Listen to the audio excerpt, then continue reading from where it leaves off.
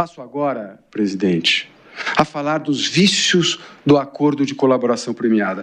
E eu me lembro muito bem da fala do eminente ministro Luiz Fux, a quem sempre eu vou render minhas homenagens, que quando do recebimento da inicial, e essa corte validou o acordo de colaboração premiada, Sua Excelência mencionou textualmente: neste momento, nesta fase, eu acompanho a maioria para dar validade, reconhecer a validade do acordo de colaboração premiada, mas me reservo, de ao final, em manifestar efetivamente sobre isso. Portanto, a defesa, evidentemente, que entende que há necessidade de se abordar novamente, ministro Flávio Dino, os vícios dessa colaboração. E já vou dizer desde logo que eu vou rebater ponto por ponto da colocação do eminente advogado do réu colaborador quando mencionou aqui sobre a voluntariedade. 3 são os vícios que essa defesa entende que tem esse acordo de colaboração premiada. O acordo celebrado entre Polícia Federal e colaborador sem a participação do Ministério Público. É o colaborador preso durante 4 meses. Em 3 dias, ele negocia as condições, presta 6 depoimentos sobre 9 temas. E não são os depoimentos, eminente ministro Luiz Fux, que lá na frente, as várias versões que o réu colaborador fala sobre Braga Neto, né? Nós estamos falando ainda no início. Portanto, ele faz este acordo às pressas, sem anuência do Ministério Público. Eu quero dizer que eu sou um defensor do acordo de colaboração premiada. Eu acho que é um exercício do direito de defesa, fundamental. Mas ele tem que ser coerente, ele tem que ter provas do que se fala. Pois bem, o que fez o Ministério Público quando foi Estado a se manifestar sobre esse acordo entre polícia e colaborador? Não vou referendar. Vou instaurar um procedimento para, inclusive, para que o colaborador traga provas. E ele estava preso, né? Ele ficou preso 4 meses. E eu me lembro depois que o nosso Congresso, o Supremo Tribunal Federal, chegou-se a discutir, ministro Flávio Dino, se uma pessoa poderia celebrar um acordo, não sei se Vossa Excelência vai se recordar disso, de colaboração premiada quando ele estivesse preso. Chegou a ter esse debate no Brasil. Chegou a debate no Congresso e chegou a ter esse debate nesta Corte. Por quê? Diante de tantos acordos que foram feitos, sem provas, sem coerência, com coladores que emitiu. Portanto, precisa dizer com todas as letras que este colaborador ficou 4 meses e durante 4 meses privado, inclusive, de falar com a família, com a esposa e com o filho. E com o pai, perdão. Portanto, a primeiro vício é que ele não tem a manifestação, a anuência do Ministério Público, lembrando que essa Corte tem uma decisão do plenário do Supremo Tribunal Federal, com votos maravilhosos, especificamente do ministro Gilmar Mendes e do ministro Dias Toffoli, que fala da importância, da relevância da manifestação do Ministério Público. Posteriormente, Sua Excelência, o eminente relator, menciona que durante as investigações, mas após a homologação, a PGR opinou pela manutenção do acordo, o que é verdade. Mas quando da celebração do acordo, este fato não ocorreu.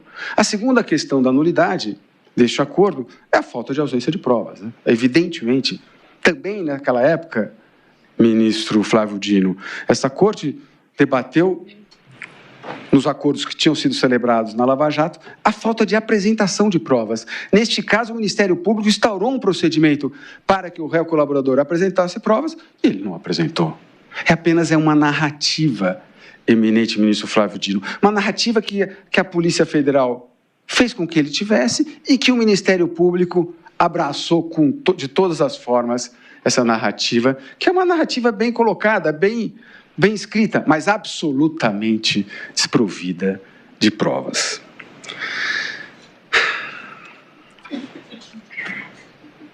Eu ouvi aqui atentamente a fala do eminente advogado, do réu colaborador, quando ele mencionou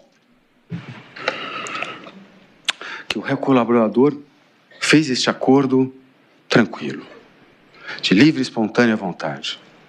Leu aqui um trecho de um áudio dele. Mas isso aqui não é nada, isso é uma divergência, é tão natural ter divergência.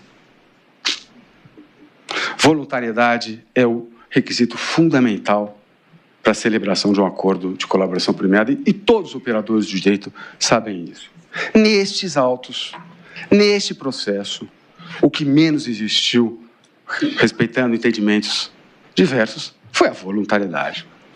A revista Veja, de fato, publicou em 2024 uma matéria com áudios do colaborador com o interlocutor. Áudios esses que jamais foram desmentidos pela parte. Eu peço licença para ler rapidinho.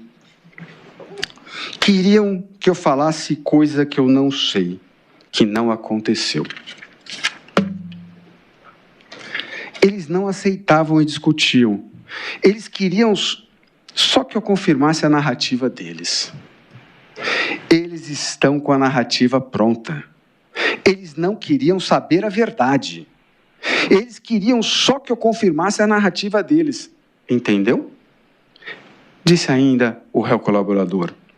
Eles são a lei agora. A lei já acabou há muito tempo. A lei é eles. Eles são a lei. O Alexandre de Moraes é a lei. Ele prende, ele solta quando ele quiser. Com o Ministério Público, sem Ministério Público, com acusação, sem acusação. ID-FC 43-609 e PET 117-67. Se isso aqui não é coação, eu não sei o que é. Fala do réu colaborador. Eu não ouvi do eminente advogado a leitura desses áudios, ministro Fux. Eu não ouvi. Pode ser que eu esteja enganado, mas eu não ouvi. Nessa ação penal, já na instrução dessa ação penal, a revista Veja traz outra matéria com diálogos do réu colaborador e com um advogado que atua neste feito. E aí tem uma questão importante, né? A credibilidade desse réu colaborador. Porque ele é aqui, interrogado perante o eminente relator, quando Celso Vilardi, advogado do presidente Bolsonaro, pergunta se ele, por acaso, já usou o perfil @GabrielaR702, ele nega textualmente, ministro Flávio Dino. Textualmente. Mas o que acontece?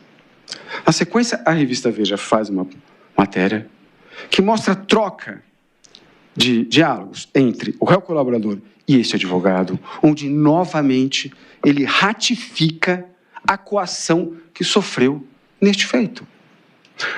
Eu ouvi da tribuna e li uma petição que os eminentes advogados contestam que o réu colaborador teria mantido esse diálogo. Mas, como bem disse o Celso Vilardi, tem um ofício da Meta que informa textualmente que esta conta está vinculada a qual e-mail? E-mail do réu colaborador. Mais do que isso, é apreendido o celular do réu colaborador. O que encontram nesse celular, eminente ministro Luiz Fux? A senha dessa conta. Ah, mas não foi feita uma ata. É isso mesmo? Vai se negar que ele era um interlocutor? É inacreditável. Portanto, ele mentiu a Vossa Excelência no seu interrogatório e mentiu porque continuou falando com pessoas que não poderia falar sobre um tema de colaboração premiada, porque é sigiloso, ele deveria manter o sigilo. E mais do que isso, ratificou a coação. Portanto, não há a menor dúvida que a voluntariedade neste acordo de colaboração premiada ficou ali, ó, à margem. Esquece voluntariedade.